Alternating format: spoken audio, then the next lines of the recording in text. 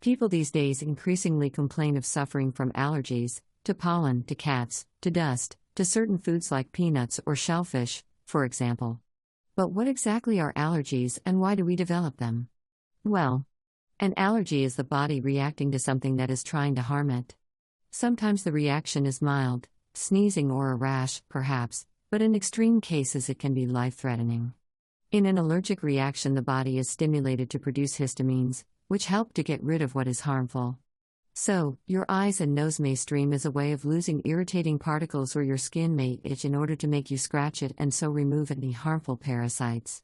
In some societies these days, allergic reactions occur without the person being in a harmful situation. However, in situations where, say, hygiene is less developed, then the body's immune system spends its early years fighting off genuine problems and so does not tend to overreact to harmless irritants at a later stage. So, how to deal with an allergy? The first step has to be to ascertain what triggers the allergic reaction and then to avoid contact with that allergen as far as is possible.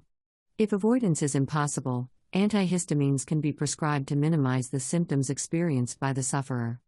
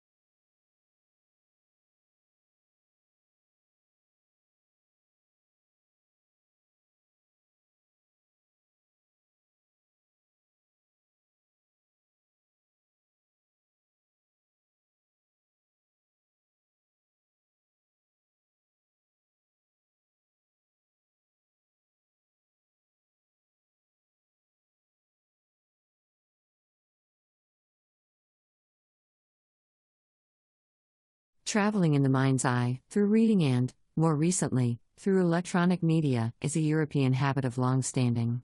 Ever since the age of discoveries in the Renaissance, Europeans have been interested in reports of life in faraway places. Of all the places in which Europeans were interested, America has received more attention than others for a variety of reasons, the most important of which is that many Europeans themselves emigrated there. The report about America from the person who has been there is a literary genre that Europeans have devoured. As Europeans watched the United States grow from a British colony to one of the dominant nations of the world, a pattern of conversation developed among them about the meaning of this emerging colossus of the New World. There emerged a question, aptly stated by Richard Rose: is America inevitable or inimitable? The question is easier to ask than to answer, and both sides of the question are amply represented in American and European writing about America. The one stresses the uniqueness of America, that no nation or people can be compared with the experience of Americans. The other stresses that America is the forerunner of what European, even world, society will be tomorrow.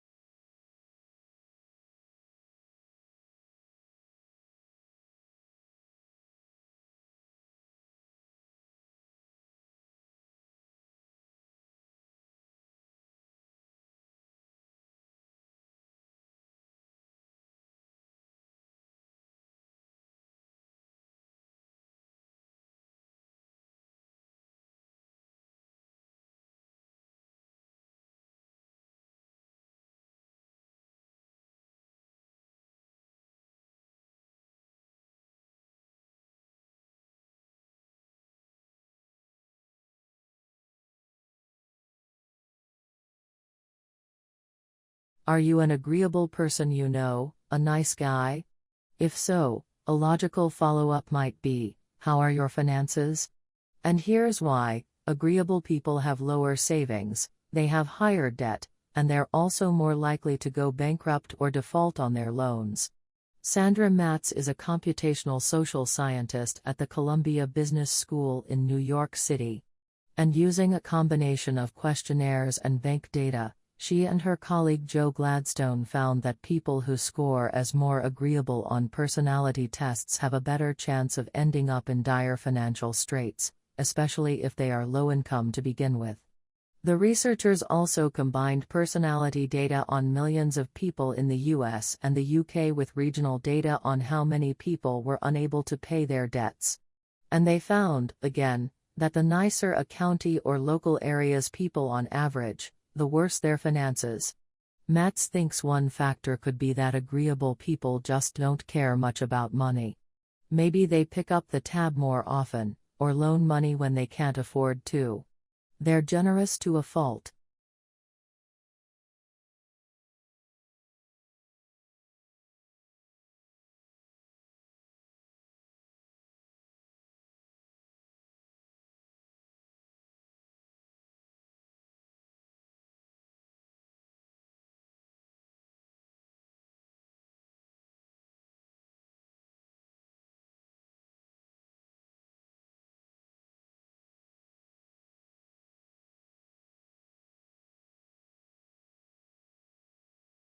Dave Hackenberg, a beekeeper since 1962, can usually tell what killed his bees just by looking at them. If they're lying on the ground, in front of a hive, it's probably pesticides, he says. If the bees are deformed and wingless, it's probably vampire mites. But last fall, Hackenberg saw something he had never seen before.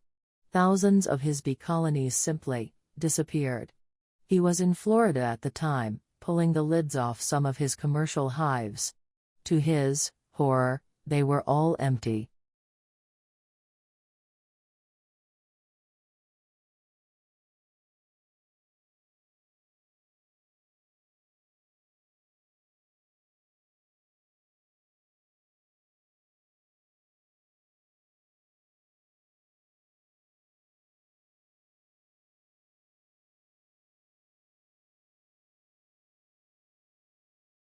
A new process for 3D printing things could pave the way for lighter, faster aircraft that, potentially, fly further on the same amount of fuel. Today's aeroplanes are held together with thousands of metal rivets and fasteners. That's because the lightweight but strong, aluminum, alloys used for their frames are considered unweldable. Try to weld them and you get a phenomenon called hot cracking, in which the finished alloy weakens and fractures as it cools.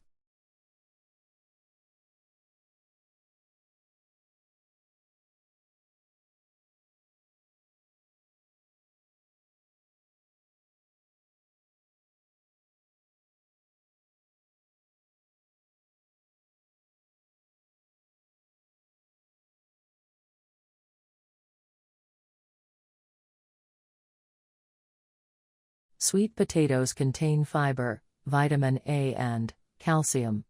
But the way that scientists think they can make them even more healthful is literally shocking. Researchers found that giving a jolt, electricity, to sweet potatoes increased the level of antioxidants known as polyphenols by 60%. The investigators placed sweet potatoes in a solution of sodium chloride.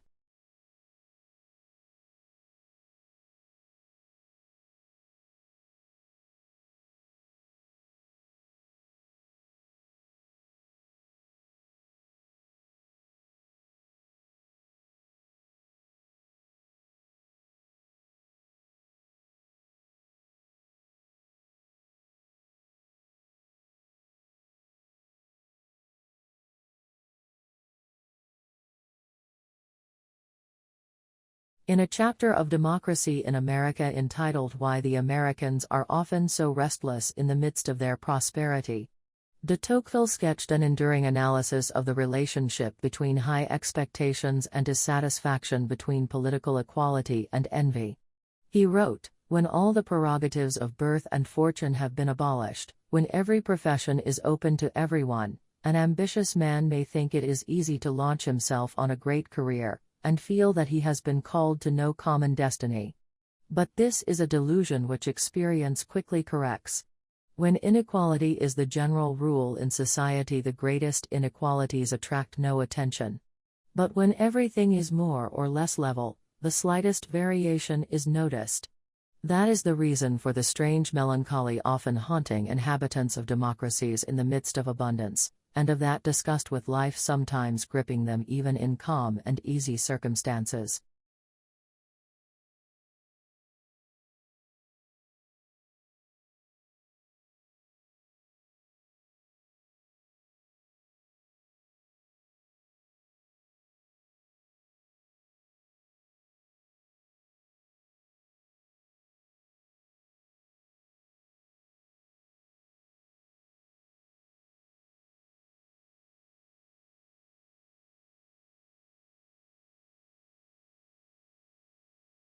Why, today, on A Moment of Science, it's time for another round of baby skills, that fun and wacky guessing game that shows your baby is up to more than crying and napping. And today's question is, what can 6-month-olds do better than 9-month-olds? Dawn, care to take a stab at it? D. Well, I don't really know, y'all. I thought 9-month-olds would be better at just about everything. Why, sorry, Dawn. It turns out that 6-month-olds are better than 9-month-olds at recognizing certain faces. In a recent study, scientists observed that 6-month-olds are equally good at distinguishing between non-human faces, as they are at distinguishing between human faces.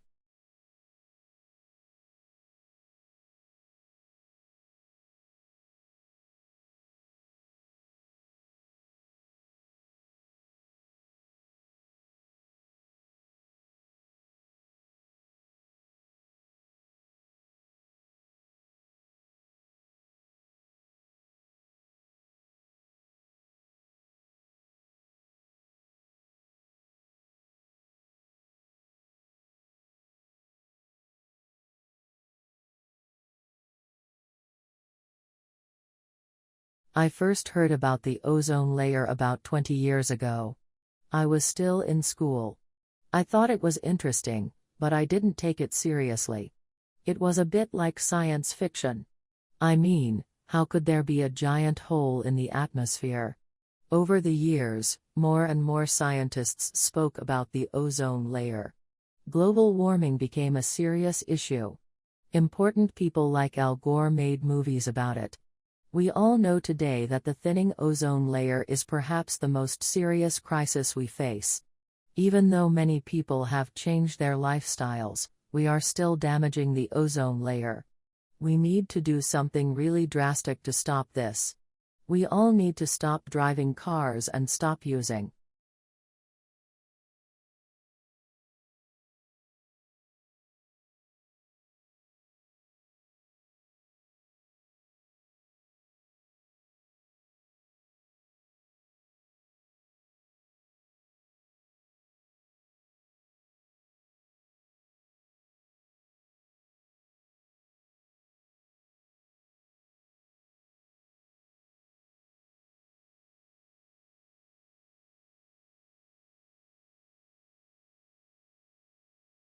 Using less energy saves money and lowers greenhouse gas emissions.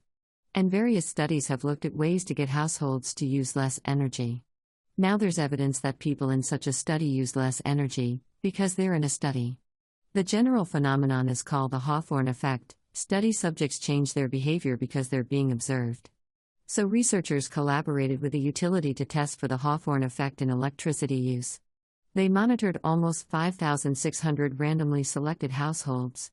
Half received a postcard saying that their energy use would be monitored for a month for research purposes. They also got 4 follow-up reminder postcards over the month. They received no other information, instructions, or incentives. The control group monitored for the study got no notifications. That group continued using the same amount of electricity.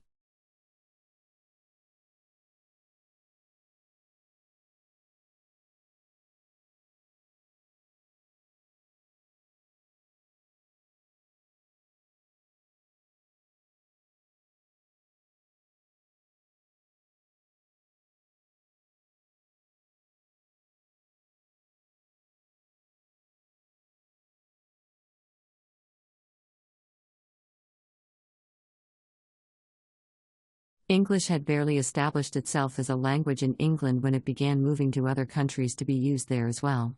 First it headed north to Scotland and then west to Wales. It then made its pathway across the sea to Ireland. That was in the Middle Ages. Over the course of the following centuries it has put down roots all over the world, from the USA to South Africa, from India to New Zealand. Of course, in all these countries it has developed in special ways to suit the new contexts in which it found itself.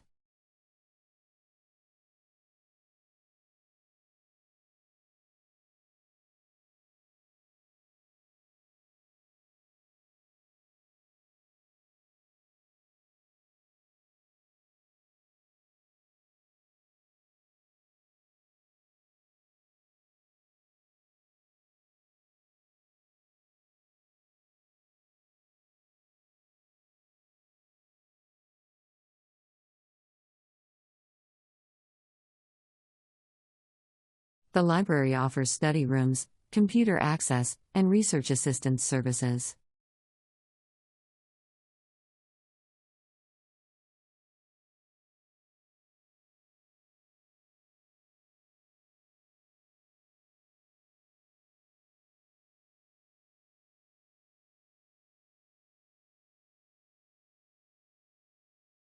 Regular exercise promotes physical fitness and reduces stress levels in students.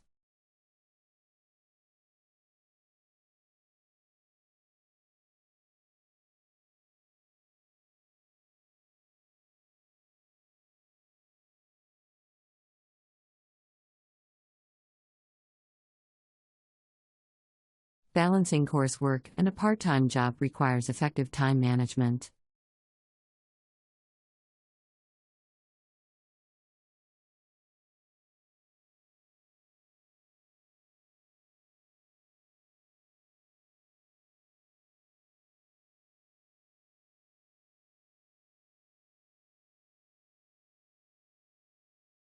Meeting project deadlines is essential for academic and professional success.